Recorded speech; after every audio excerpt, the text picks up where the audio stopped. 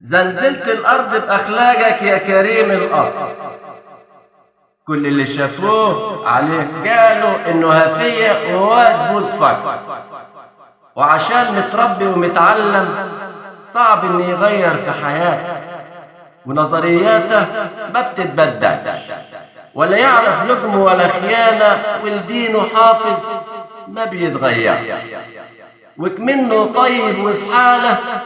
الناس الجهلة اللي قباله مش عارفاله ما بيتحولش، وطول الوقت بسخرية العين بصاله، شايف بعينيه لكن رافض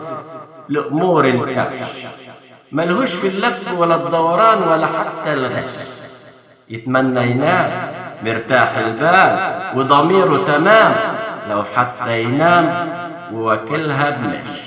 بس اللي بيعرف أحواله بيشكر فيه وبيحلف دايما بحياته ويقوله في حضوره وفي غيابه ده انقع بعد البشرية، ده ملاك وفي أصل.